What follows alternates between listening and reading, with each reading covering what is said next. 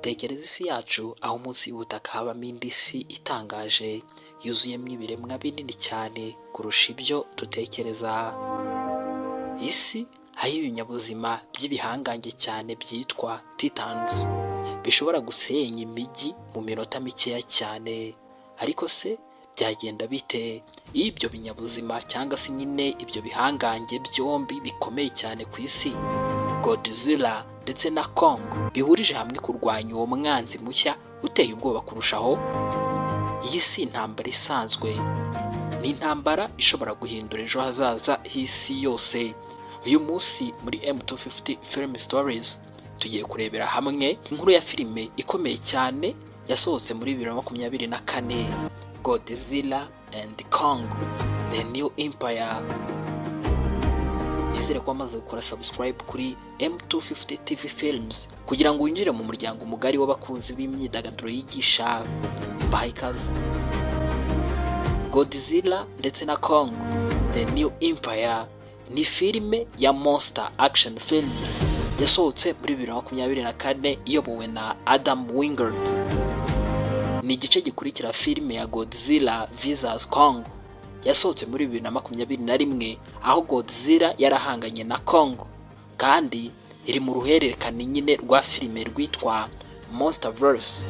Iyi filime ihuza amateka y'ibiremwa bibiri by'ibihangange cyane by'ibyamamare mu mateka ya sinema.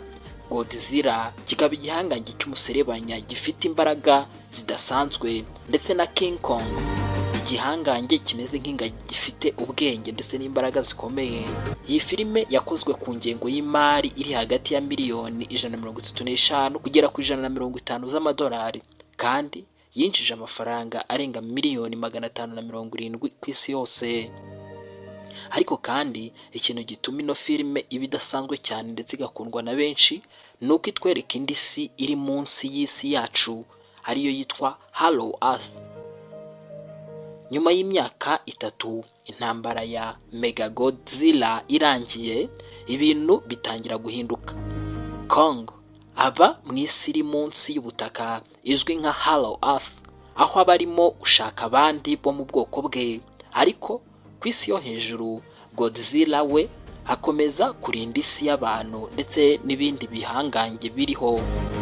Iyo rero hari Titans stage akaduruvayo, Godzilla niwe uhita yihagarika. Gusa umunsi umwe abashakashatsi b'ikigo cya Monarch batangira kwakira sinyare itazwi iva muri Hollow Earth.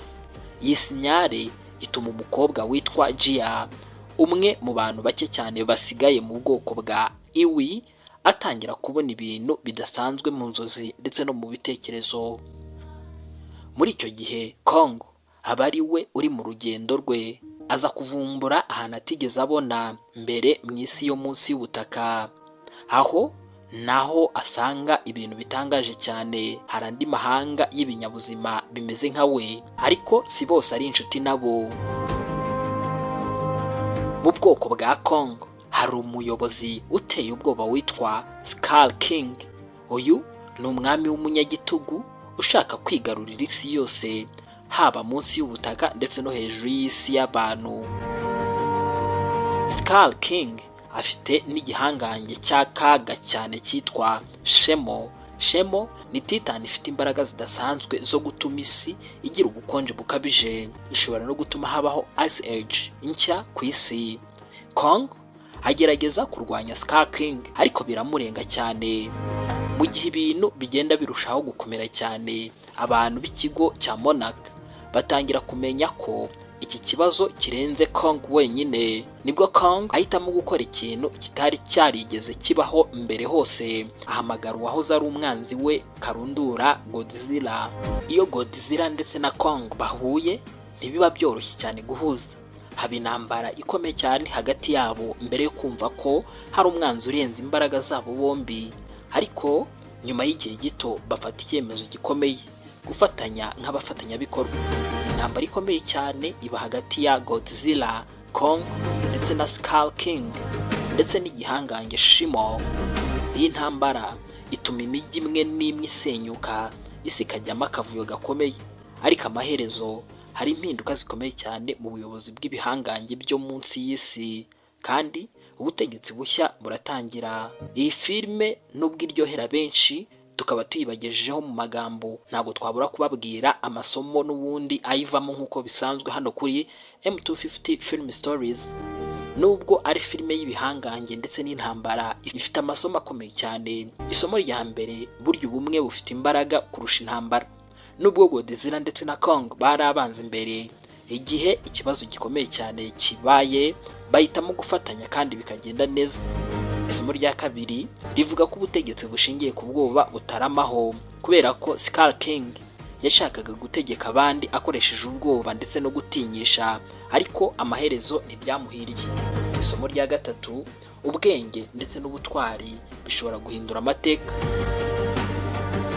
Ngana ku musozo w'ino filme, iyo ni filme ikomeye cyane ya Godzilla and Kong The New Empire. Filime igaragaza intambara itarigeze ibaho mbere hagati y'ibihangange by'isi, kandi igaragaza ko hari amabanga menshi yihishe munsi y'isi yacu. Ariko ikibazo nsigira abareba iyi filime namwe muri kumva ino nkuru ishingiyeho, ese niba koko hari indi si iri munsi y'isi yacu, watekereza ko ibihangange nka Kong bishobora kuba bihari? Ariko uzabanza urebe ino filime kugira ngo umenye ngo Kong ni muntu ki cyangwa se n'ikintu ki. Niba wakunze iyi nkuru, kanda like, ukore subscribe kuri M250 TV Films, hanyuma unatubwire niye filime ushaka ko tuzagusobanurira ubutaha hano muri M250 Film Stories. Tuzagaruka vuba ndetse n'indi nkuru ikomeye cyane ya sinema. Ciao ciao.